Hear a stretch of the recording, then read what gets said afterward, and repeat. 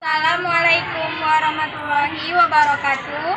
Kami dari kelompok 4, kelas 11 MIPA 1 akan menjelaskan materi kami yang berjudul Perlawanan Banten terhadap VOC. Sebelum kami menjelaskan materi kami memperkenalkan diri. Saya sendiri Yeski Alin Artamora. Saya sendiri Fadilat Malia. Saya Trisha Udina Febrianti. Selamat menyaksikan video kami. Sejarah perlawanan rakyat Banten terhadap Belanda atau VOC. Banten adalah sebuah provinsi yang lokasinya paling barat di Pulau Jawa. Sebelum berdiri menjadi provinsi sejak tahun 2000, wilayah Banten merupakan bagian dari Provinsi Jawa Barat. Perlawanan rakyat Banten terhadap VOC. Lokasi Banten bisa dibilang sangat strategis, yakni sebagai bandar perdagangan dan perniagaan internasional di Asia. Adanya pelabuhan dan tata administrasi pemerintahan yang modern membuat perkembangan ekonomi rakyat Banten sangat cepat. Sebelum datangnya Belanda, orang-orang Portugis dan Inggris telah masuk ke daerah ini terlebih dahulu. Persaingan antara pedagang Eropa akhirnya dimenangkan oleh Belanda. Orang Portugis melarikan diri setelah kalah perang dengan Belanda pada tahun 1601. Sementara itu, Inggris keluar dari wilayah Banten pada tahun 1684. Kemudian, Belanda melalui kongsi dagangnya bernama VOC berusaha menguasai daerah Banten, sehingga memicu terjadinya konflik bersejarah yang sekarang kita kenal dengan sejarah perlawanan rakyat Banten terhadap VOC Belanda. Latar belakang perlawanan Banten terhadap VOC. Banten sebagai kesultanan mencapai puncak kejayaan pada masa pemerintahan Sultan Agung Tirtayasa tahun 1650 sampai 1682. Latar belakang terjadinya perlawanan rakyat Banten terhadap Belanda disebabkan karena VOC berusaha memonopoli perdagangan dan menghalang-halangi perdagangan di Banten. Saat Sultan Ajeng Tirtayasa berkuasa, perlawanan Banten terhadap VOC dimulai ditandai dengan ditolaknya segala aturan dan kebijakan yang dikeluarkan oleh VOC. Ia pun berusaha mengusir VOC dari Batavia. Usaha VOC menguasai wilayah Banten ternyata tidak pernah berhasil. Usaha VOC menguasai wilayah Banten ternyata tidak pernah berhasil dilakukan, sehingga Belanda terpaksa membuat bandar di Batavia pada tahun 1611. Pembangunan pelabuhan dagang ini mengakibatkan persaingan antara Banten dan Batavia atau Belanda sebagai bandar utama perdagangan internasional di Asia semakin memanas. Pada masa kejayaan, perkembangan Banten dengan segala usaha yang dilakukan oleh Sultan Ajeng Tirtayasa untuk memulihkan perdagangan ternyata tidak disenangi oleh VOC.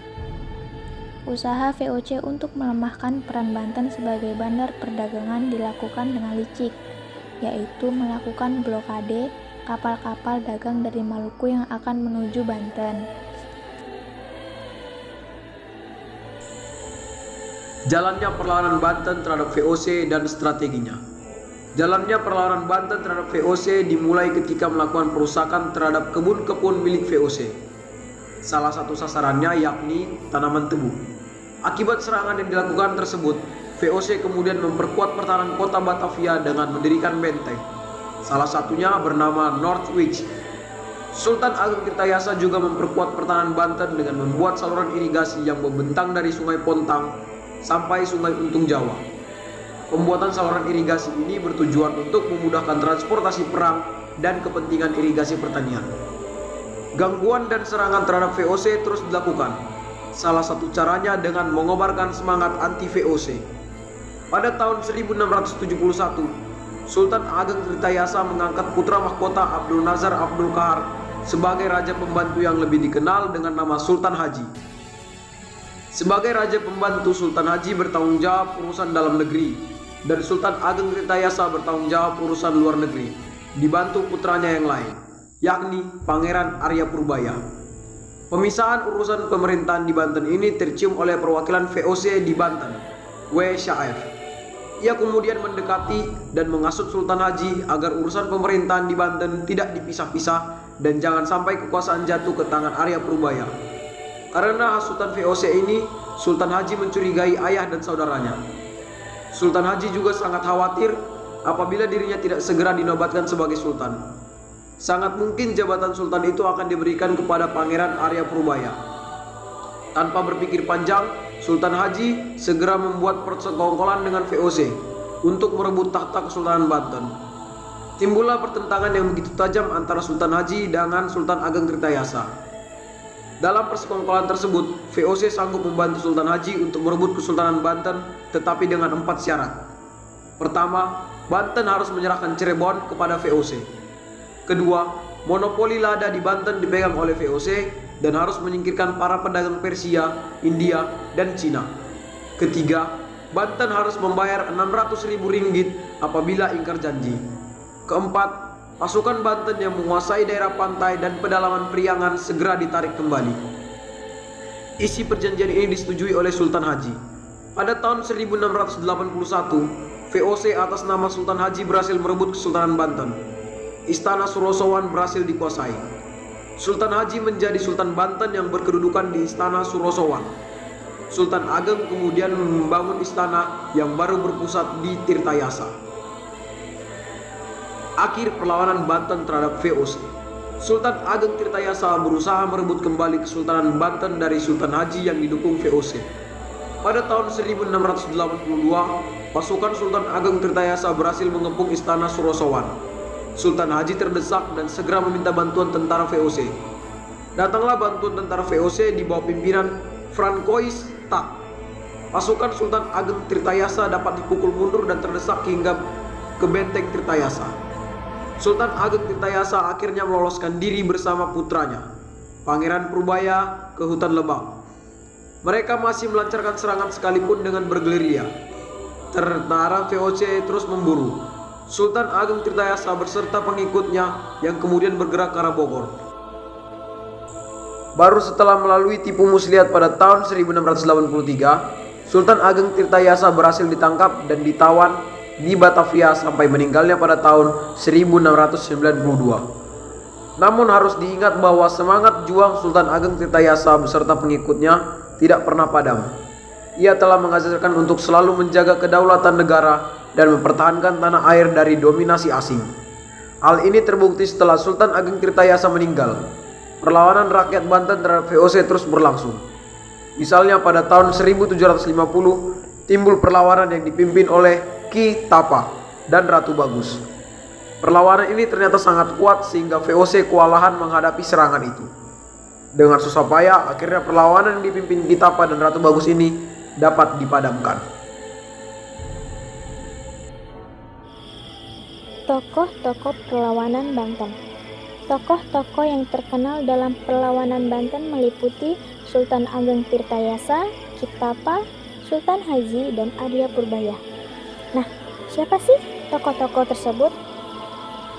Tokoh-tokoh tersebut adalah 1. Sultan Agung Tirtayasa. Sultan Agung Tirtayasa menjadi sosok ikonik bagi masyarakat Banten. Ini tidak terlepas dari kepeloporan dan kontribusinya dalam merebut kemerdekaan RI. Sultan Ageng Tirtayasa mendapat gelar pahlawan nasional pada 1 Agustus 1970.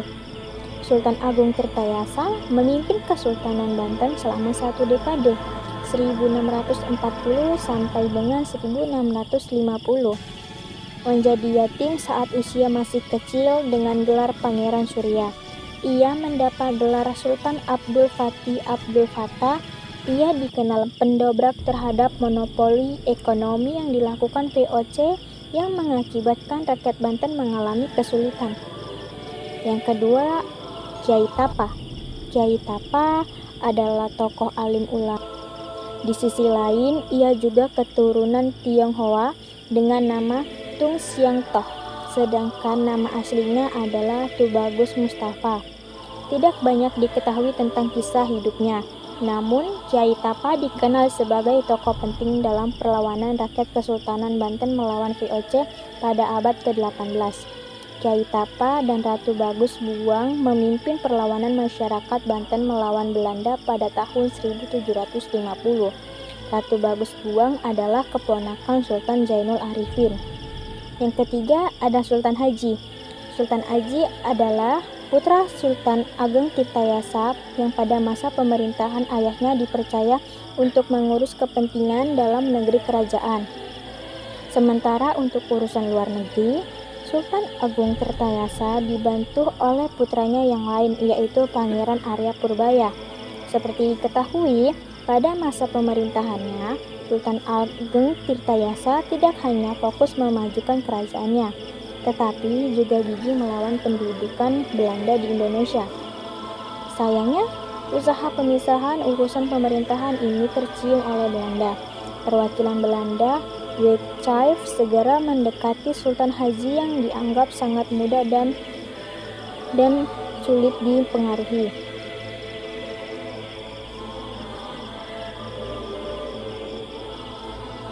Yang terakhir ada Arya Purbaya.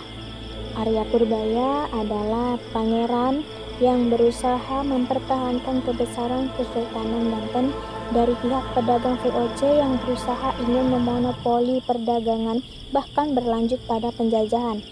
Pangeran Arya Purbaya adalah satu putra dari istri-istri Sultan Ageng Tirtayasa 1651 sampai 1682 yang menjadi penerus mahkota kesultanan, yaitu Pangeran Gusti atau Sultan Abu Nasyar Abdul Qahar 1672 sampai 1687 yang kelak disebut Sultan Haji. Tujuan perlawanan Banten. Tujuan perlawanan rakyat Banten terhadap VOC adalah untuk membahas hal-hal yang licik yang dilakukan Belanda, seperti memblokade kapal-kapal dari Maluku yang akan menuju bandar perdagangan internasional di Banten. Tujuan lain yaitu memulihkan perdagangan dan mengusir VOC dari Batavia. Dampak perlawanan Banten terhadap VOC atau Belanda. Dampak positif rakyat Banten terhadap VOC atau Belanda yaitu membuat semangat juang untuk mengusir bangsa asing yang menduduki wilayah Nusantara menjadi meningkat. Selain itu, perlawanan juga mempengaruhi bandar perdagangan internasional di Banten sehingga bisa menjadi ramai kembali walau hanya sebentar. Dampak negatif perlawanan rakyat Banten yaitu wilayah Banten dapat dikuasai sepenuhnya oleh VOC, yaitu kongsi dagang Belanda, sehingga monopoli dan kebijakan yang ditentukan harus dipatuhi. Dampak negatif lain, kedudukan VOC di Nusantara menjadi lebih luas.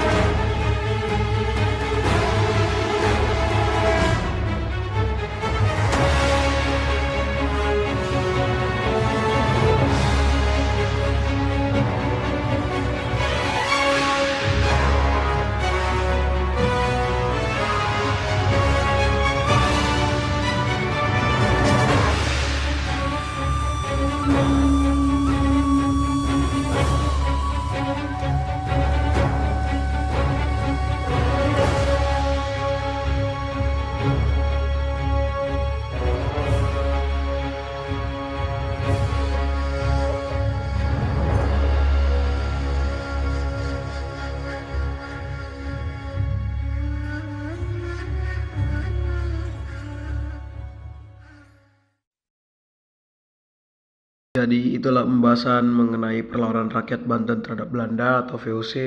Semoga bermanfaat dan berguna bagi kita semua. Bila kami ada salah kata atau banyak bahasa yang kurang, mohon dimaafkan. Selebihnya kami mengucapkan terima kasih karena kalian sudah menonton video kami. Saya akhiri dengan mengucapkan Assalamualaikum warahmatullahi wabarakatuh. Shalom, Om Swastiastu, Samo Budaya, Salam Kebajikan. Terima kasih sudah menonton.